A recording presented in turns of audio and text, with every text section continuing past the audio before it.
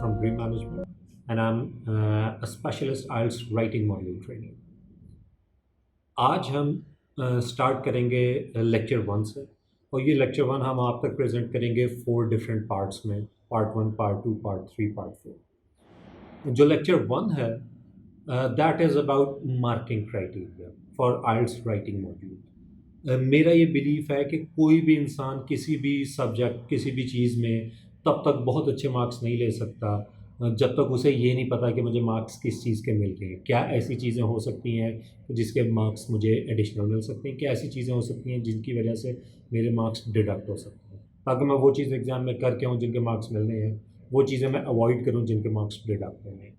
तो आइल्स का जो आपका राइटिंग का एग्ज़ाम है वो 4 डिफरेंट दफ़ा चेक होता है, और वो चारों दफ़ा डिफरेंट एक्सेस पे चेक होता है। पार्ट वन में हम डिस्कस करेंगे access one, which is task response, जिसका आपका राइटिंग मॉड्यूल का 25% वेटेज होता है। जो टास्क रिस्पॉन्स है, चूंकि इसका 25% वेटेज है, दैट मीन्स कि आउट ऑफ 9 बैंड स्कोर इसका आइल्स में 2.25 बैंड स्कोर होता है। तो ये 2.25 बैंड स्कोर हमें एक्वायर करने के लिए क्या करना पड़ता है, क्या चीज़ होती है ये 2.25 बैंड स्कोर जो 25% टास्क रिस्पॉन्स का होता है? सबसे पहली चीज़, that you have to stay on topic. आपने टॉपिक से डिविएट नहीं करना, ठीक है। दूसरी चीज़ ये है कि आपने जो है जितने कंपोनेंट्स उन्होंने आपसे मांगे हुए हैं, जो जो चीज़ें मांगी हुई हैं, वो सारी की सारी चीज़ें करके आइएगा। फॉर एग्जांपल, उन्होंने 3 चीज़ें मांगी हैं तो 3 की 3 चीज़ें कीजिएगा। उन्होंने 4 चीज़ें मांगी हैं तो 4 चीज़ें। सुनने में तो ये बहुत आसान लग रहा है कि जी उन्होंने जो टॉपिक कहा है उस टॉपिक पे हमने रहना, और उस टॉपिक पे रहते हुए हमने जितने कंपोनेंट्स हैं उन सबको आंसर करना है। लेकिन एट टाइम्स ये करते हुए इतना आसान नहीं रहता। अक्सर ट्रिकी टॉपिक्स आ जाते हैं। फॉर एग्जांपल जो है चाइल्ड लेबर से रिलेटेड आ गया कि under developed countries are witnessing an increase in child labour, what are the problems by child labour and what are some of the possible solutions, ठीक है। तो इसमें स्टूडेंट्स ने अक्सर ने ये किया कि जी उन्होंने बता दिए कि चाइल्ड लेबर क्या होती है, अंडर डेवलप्ड कंट्रीज़ क्या होती हैं, कौन सी अंडर डेवलप्ड कंट्रीज़ कंसिडर की जाती हैं, फिर ये कि चाइल्ड लेबर क्यों होता है, इसके कॉजेज़ क्या हैं। फिर उन्होंने आगे बता दिया कि जी किसी ने एक प्रॉब्लम बता दी जो चाइल्ड लेबर की वजह से हो रही है, किसी ने एक से ज़्यादा बता दी, इसी तरह किसी ने सोल्यूशन एक बता दिया, किसी ने एक से ज़्यादा बता दिया, जबकि टॉपिक बड़ा सिंपल सा सीधा सा था कि चाइल्ड लेबर एक मसला है, उसको हमें आगे फर्दर डिफाइन करने की कोई ज़रूरत नहीं थी, ठीक है। और उसका हमने सिर्फ प्रॉब्लम्स उसकी वजह से जो खड़ी हो रही हैं और उसके पॉसिबल सॉल्यूशंस क्या हैं ये हमने उसमें लिख के आए। हमें कहीं ये लिखने की ज़रूरत नहीं थी कि चाइल्ड लेबर क्यों होती है, जो कि मेरे स्टूडेंट्स में से कोई 90% स्टूडेंट्स ने लिखे हुए थे कि जी क्यों होती है चाइल्ड लेबर। हमें वो लिखने की बिल्कुल ज़रूरत नहीं थी। उसने कहीं हमसे चाइल्ड लेबर के रीज़न, चाइल्ड लेबर के कॉजेज़ नहीं मांगे हुए। फिर ये चीज़ है कि उसने हमसे प्रॉब्लम्स मांगी। नाउ मेक श्योर कि it should be more than one problem. अगर एक प्रॉब्लम है तो वो प्रॉब्लम्स नहीं है, तो फिर वो प्रॉब्लम है। अगर एक से ज़्यादा है तो वो प्रॉब्लम्स है।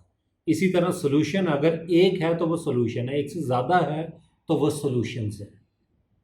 तो आपने क्या करना है कि जी टॉपिक को अच्छे तरीके से अंडरस्टैंड करना है, तो आप मोर और लेस ये 25% मार्क्स आप सक्सेसफुली एक्वायर कर सकते हैं। इसमें एक तीसरा कंपोनेंट भी है हमारे पास, टास्क रिस्पॉन्स। तो तीसरा कंपोनेंट है हमारे पास वर्ड लिमिट का, that you should respect the word limit. अब वर्ड लिमिट में हमारे पास 2 डिफरेंट चीज़ें आ जाती हैं। एक चीज़ है अपर वर्ड लिमिट, एक चीज़ है लोअर वर्ड लिमिट। अगर आप आइल्स एकेडमिक के स्टूडेंट हो, यानी अगर आप आइल्स दे रहे हो मुल्क से बाहर जाने के लिए फॉर स्टडी पर्पस, तो आपका जो टास्क वन है that would be a report writing, जिसमें उन्होंने इंस्ट्रक्शंस में लिखा होगा that you have to write at least 150 words. इसी तरह टास्क टू जो है आपका वो एस्से होगा, जिसकी इंस्ट्रक्शंस होंगी that you have to write at least 250 words. अगर आप जीटी के यानी आप इमिग्रेशन अप्लाई कर रहे हैं अगर, तो फिर जो है आपका टास्क वन लेटर राइटिंग होगा with the same instruction that you have to write at least 150 words, और टास्क टू सेम एस्से होगा, instructions write at least 250 words. अब हम दोनों केसेस में सबसे पहले लोअर लिमिट की बात कर लेते हैं। स्टूडेंट्स पूछते हैं कि सर क्या वो वर्ड काउंट करेंगे? हाँ जी बिल्कुल करेंगे। अब से ऑनवर्ड्स मोर और लेस आप लोग ये ध्यान में रखें कि पेपर बेस्ड एग्जाम्स तो ख़त्म ही हो जाने हैं बिकॉज ऑफ दिस होल कोविड-19 सिचुएशन।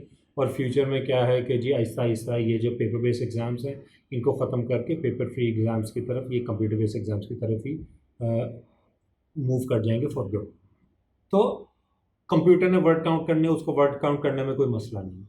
अगर आपके 249 वर्ड्स हैं ऐसे में तो तब भी आपके मार्क्स डिडक्ट होंगे।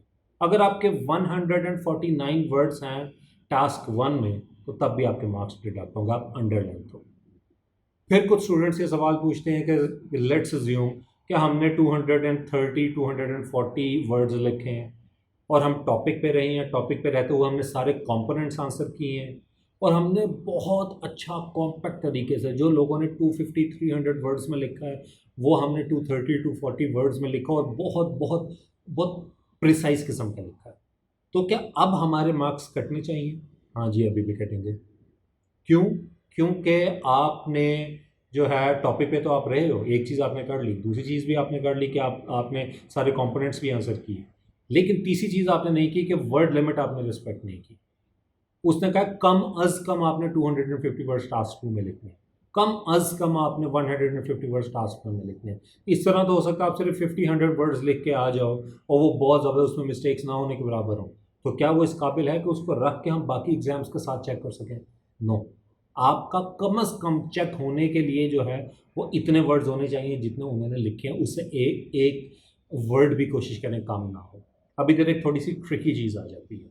स्टूडेंट्स प्रीवियसली क्या करते थे? स्टूडेंट्स ये करते थे कि जी वो जो हैं 250 वर्ड्स या 150 वर्ड्स नहीं हो रहे पूरे, तो एक एक सेंटेंस पूरा पूरा या लिख के आ गए, दोबारा रिपीट करके आ गए। जो है एक सेंटेंस लिखो उसका वही सेंटेंस दोबारा लिख दिया। इसी तरह क्या है कि 2-4 वर्ड्स कम हो रहे हैं तो वॉज 2 दफ़ा लिख दिया, या फिर गलती से हो सकता है कि एक सेंटेंस लाइन में एंड पे वॉज आ रहा है और अगली लाइन पे दोबारा वॉज लिख दिया। इस तरह टाइपिंग में भी अक्सर हो जाता है, ठीक है। तो ये मिस्टेक्स हो गई। तो ऐसी जो आपकी मिस्टेक्स हैं, जो एडिशनल वर्ड्स हैं जो कि वहाँ नहीं आने, या कोई ऐसे सेंटेंसेस जो कि टॉपिक से बिल्कुल रिलेट नहीं कर रहे, वो एग्जामिनर निकाल देगा और निकालने के बाद आपके जो है वर्ड काउंट होंगे। तो इसलिए मैं ये कहता हूँ कि to be on the safe side, आप जो भी लोअर लिमिट उन्होंने लिखी हुई है उससे 10 वर्ड्स ज़्यादा लिखें। अगर उन्होंने लोअर लिमिट लिखी है 150 वर्ड्स तो आप कम से कम 160 वर्ड्स लिखें। अगर उन्होंने लोअर लिमिट लिखी है 250 वर्ड्स तो आप कम से कम 260 वर्ड्स लिख के हैं, क्योंकि हो सकता है आप कोई वर्ड्स एडिशनल लिखते हैं। फिर हो सकता है कि जी आपने जो है कुछ जैसे आर्टिकल की मिस्टेक्स हैं, उनको वो आर्टिकल की मिस्टेक पे भी आपको पीनलाइज करेगा, फिर नंबर ऑफ वर्ड्स पे भी आपको पीनलाइज करेगा। फॉर एग्जांपल आपने लिख दिया द पाकिस्तान, पाकिस्तान के साथ द आना है? नहीं आना। लेकिन अगर आपने लिखा इस्लामिक रिपब्लिक ऑफ पाकिस्तान तो उसके साथ द आना है। इसी तरह अमेरिका, द नहीं आना। United states of America, the आना है। तो ये जो आर्टिकल की मिस्टेक्स है आ एंड द की, अक्सर स्टूडेंट्स जो कि मेरे ऐसे स्टूडेंट्स जिनका 7.5 राइटिंग में आता है, उन तक की मिस्टेक्स आर्टिकल्स की एट टाइम्स होती है। तो बेहतर ये है कि जो भी लोअर लिमिट है, आप टास्क 1 में जो है 150 की लोअर लिमिट है तो आप 160 वर्ड्स एट लीस्ट लिख के आए, ये मेरी रिकमेंडेशन है। टास्क 2 में 250 वर्ड्स की उसने आपको लोअर लिमिट बताई है तो आप एटलीस्ट 260 वर्ड्स लिख के हैं, ठीक है। ये हो गई हमारी बात लोअर लिमिट की। अब आ जाएं आप अपर लिमिट की तरफ। अपर लिमिट में बहुत सारी एजम्पशंस मार्केट में फ्लोट कर रही हैं कि जी 300 वर्ड्स के बाद नेगेटिव मार्किंग स्टार्ट हो जाती है। कोई कहते हैं कि जी 275 वर्ड्स के बाद, 280 वर्ड्स के बाद, कोई कहते हैं 350 वर्ड्स के बाद टास्क 2 में। इसी तरह टास्क 1 की एजम्पशंस हैं कि 200 वर्ड्स के बाद 220, 225, 250, ठीक है। ऐसा कुछ भी नहीं है। There is absolutely no upper limit in terms of words. University of Cambridge से आपका एग्जाम डिज़ाइन होके आना है। अगर लोअर लिमिट थी उन्होंने लिख के आपको दे दी, अपर लिमिट थी तो उन्हें लिखने हुए कोई मसला ना होता। उन्होंने नहीं लिखा हुआ, इसका मतलब there is no upper limit. But keep in mind that there is a limit in terms of time. आप जितना ज़्यादा लिखेंगे उतना ज़्यादा आपको मुश्किल होगी टाइमली सारी चीज़ें मैनेज करने की, क्योंकि टास्क 1 प्लस टास्क 2 आपने 2 टास्क करने हैं, दोनों को पढ़ना है, दोनों को समझना है, दोनों के बारे में ब्रेनस्टॉर्मिंग करनी है, आइडियाज़ जनरेट करने हैं, उनको अरेंज करना है, उनको एग्जीक्यूट करना है, उसके बाद उनको आपने रीचेक करना है, रीचेक करके मिस्टेक्स ठीक करनी है, तो कितना लिख लेंगे। तो इसलिए बहुत जितना ज़्यादा जाएंगे आप, आपको उतनी दिक्कत होगी। लेकिन if you are a speedy writer, number 1, number 2 ये है कि आप जो हो, आपको ये पता है कि मेरा ज़्यादा लिखने से ग्रामेटिकल मिस्टेक्स नहीं बढ़ती, तो फिर बेशक ज़्यादा लिख लें। जैसे मैंने जो है एग्ज़ाम दिया आईडीबी की तरफ से, जिसको पाकिस्तान में एईओ रिप्रेजेंट कर रहा है, 2 जून को।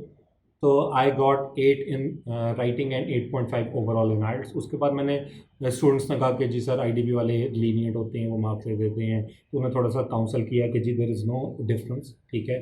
लेकिन बहरहाल स्टूडेंट्स ने इसरार किया, फिर 28 जुलाई को ब्रिटिश काउंसिल से दिया। I still got the same band score 8 overall, 8.5 overall, 8 in writing. जबकि आईडीबी में मैंने जो लिखा था उसमें मेरे ऐसे में 343 वर्ड्स थे, और जो मैंने ब्रिटिश काउंसिल से दिया था उसमें ऐसे में 271 वर्ड्स, लेकिन एब्सोल्युटली सेम मार्क्स। तो ये चीज़ है कि इससे कोई फ़र्क नहीं पड़ता, लेकिन 2 चीज़ों का ख्याल ज़रूर रखिएगा। वर्ड्स की टाइम के अपर लिमिट है, इतना ज़्यादा ना लिखें कि दुश्वारी पड़ जाए। सेकेंडली, जितना ज़्यादा लिखेंगे उतनी मिस्टेक्स की प्रोबेबिलिटी ज़्यादा है। लेट्स से अगर एक स्टूडेंट एवरेज 15 टू 20 वर्ड्स में वो जो है वो मिस्टेक्स करता है, एक मिस्टेक करता है, तो वो 250 275 वर्ड्स में उसकी कम मिस्टेक्स होंगी, 350 400 वर्ड्स में उसकी ज़्यादा मिस्टेक्स होंगी। तो जितनी ज़्यादा मिस्टेक्स होंगी उतना आप ज़्यादा पीनलाइज होगे, जितना ज़्यादा पीनलाइज होगे उतना मार्क्स आपके रिड्यूस्ड आएंगे, बैंड्स को रिड्यूस्ड आएंगे, ठीक है। तो मैं एक दफ़ा रिपीट कर देता हूँ कि जी टास्क रिस्पॉन्स क्या है। टास्क रिस्पॉन्स है कि जी आपने टॉपिक पे रहना, टॉपिक पे रहते हुए आपने जो है सारे कंपोनेंट्स आंसर ज़रूर करनी है। कंपोनेंट्स में जो उन्होंने चीज़ें मांगी हैं उनके अलावा कुछ ना लिखें, और जो चीज़ें मांगी हुई हैं उन चीज़ों को ज़रूर पूरा करें, और स्पेशली सिंगुलर प्लूरल को आप ज़रूर देख लें तो उसने आपसे चीज़ें ज़्यादा मांगी हुई हैं कि एक मांगी हुई है। उसके बाद तीसरी क्या चीज़ है कि वर्ड लिमिट रिस्पेक्ट करें। वर्ड लिमिट में लोअर लिमिट जितनी है उससे कम से कम 10 वर्ड ज़्यादा लिखें, ठीक है। लेकिन बहुत ज़्यादा मैं रिकमेंड इसलिए नहीं करूँगा कि जी उतना टाइम मैनेजमेंट में इशू होगा और इतनी मिस्टेक्स के चांसेस ज़्यादा है, ठीक हो गया। बाकी ये था हमारा लेक्चर 1 का part 1 which was about task response, जिसका